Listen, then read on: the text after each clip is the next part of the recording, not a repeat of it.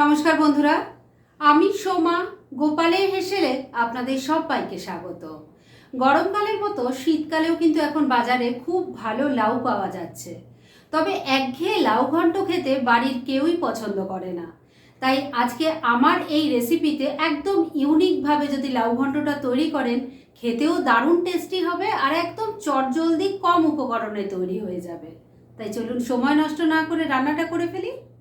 আজকে এই দারুণ টেস্টি রান্নাটা করার জন্য প্রথমে এর মশলাটা বানিয়ে নিচ্ছি। সেজন্য মিক্সির জারের মধ্যে দিয়ে দিচ্ছি 3টে কাঁচা লঙ্কা, ঝালটা অবশ্যই নিজেদের টেস্ট অনুযায়ী দেবেন। 1 ইঞ্চি একটা আদাকে ছোট ছোট টুকরো করে কেটে নিয়েছি, সেটা দিয়ে দিলাম। এর সাথেই 2টো টমেটোকে দুভাগ করে দিয়ে দিলাম।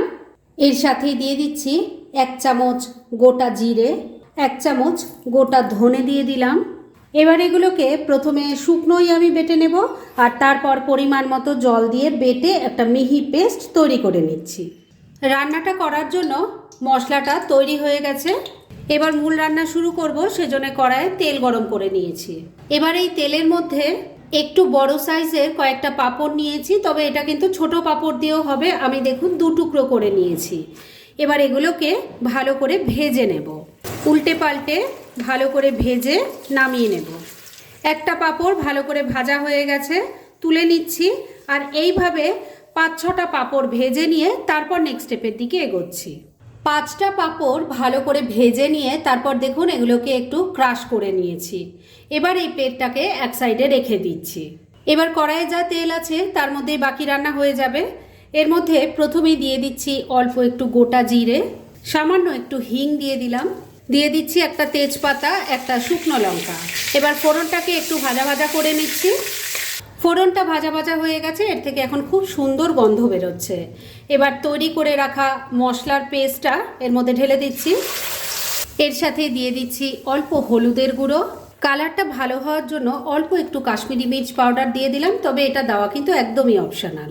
স্বাদ মতো নুন দিয়ে দিচ্ছি অল্প কয়েকটা দানা চিনি। এবার ফ্লেমটাকে মিডিয়ামে রেখে সব কিছু ভালো করে মিশিয়ে মশলাটাকে খুব ভালো করে কষিয়ে নেব। 2-3 মিনিট সময় নিয়ে মশলাটাকে খুব ভালো করে কষিয়ে নিয়েছি। এর থেকে তেলটা দেখুন এখন সেপারেট হয়ে গেছে। এবার এর মধ্যে দিয়ে দেব ডুমো করে কেটে রাখা লাউ।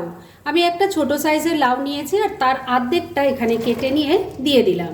মশলার সাথে প্রথমে খুব ভালো করে এটাকে মিশিয়ে কষিয়ে নেব। বন্ধুরা, আপনারা আমার রেসিপি দেখার সাথে সাথে আমার ফেসবুক পেজ গোপালের হেসেল, তাতেও ভিজিট করতে পারেন। ডেসক্রিপশন বক্সে লিংক দেওয়া আছে। মশলার সাথে লাউটাকে ভালো করে মিশিয়ে নিয়েছি। এবার এই লাউটা যাতে একটু সফট হয়ে যায় সেজন্য ফ্লেমটাকে লো আর মিডিয়ামের মাঝামাঝি রেখে ঢাকা দিয়ে 3-4 মিনিট রান্না করে নিচ্ছি। মিনিট 3 রান্নাটা হয়ে গেছে, এবার ঢাকা তুললাম। এই রান্নাটা বন্ধুরা একদম ইউনিক একটা রান্না। আর শীতকালে পেট কিন্তু খুব গরম হয়ে যায়, আর সেই সময় আমরা লাউ ঘন্টও তৈরি করি। তবে একঘেয়ে লাউ ঘন্ট না খেয়ে এই রকম রেসিপি কিন্তু ট্রাই করতে পারেন, খেতেও ভালো লাগবে। আর যে খাবে সে কিন্তু আপনার প্রশংসাই করবে, একবার ট্রাই করে দেখতে পারেন। সমস্ত কিছু মশলার সাথে একবার মিশিয়ে নাড়াচাড়া করে নিলাম। এবার ক্রাশ করে রাখা পাঁপড়টা এর মধ্যে দিয়ে দিলাম। মশলার সাথে আর লাউয়ের সাথে খুব ভালো করে এটাকেও মিশিয়ে নিচ্ছি। ক্রাশ করা পাঁপড়টাকেও সব কিছুর সাথে ভালো করে মিশিয়ে নিয়েছি। এবার এর মধ্যে গ্রেভির জন্য জল দিয়ে দিচ্ছি। মিক্সির জারটায় অনেকটা মশলা লেগেছিল, তার মধ্যেই জল নিয়ে দিয়ে দিলাম। মিশিয়ে নিচ্ছি। সব কিছু আবারও একবার ভালো করে মিশিয়ে নিলাম। এবার ফ্লেমটাকে ওই লো আর মিডিয়ামের মাঝামাঝি রেখে আবারও ঢাকা দিয়ে 3-4 মিনিট রান্না করে নেব। তবে এবার কিন্তু বন্ধুরা মাঝে ঢাকা তুলে 2-1 বার নাড়াচাড়া করে দিতে হবে। মিনিট 4 রান্নাটা করে নিয়েছি, এবার ঢাকা তুললাম। আমি কিন্তু মাঝে 2-3 বার ঢাকা তুলে একটু নাড়াচাড়া করে দিয়েছিলাম আর নুন মিষ্টিটা চেক করে নিয়েছিলাম। রান্না কিন্তু মোটামুটি রেডি হয়ে এসছে। লাউ কেমন সেদ্ধ হয়েছে আমি তো দেখে নিয়েছি, তবে আপনাদেরও একবার দেখিয়ে দিই।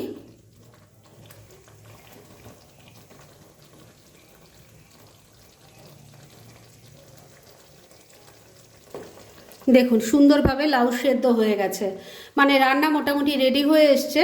এবার শুধু শেষ পর্যায়ে এর মধ্যে একটু ধনেপাতা কুচি দিয়ে দিলাম, ভালো করে মিশিয়ে নিচ্ছি।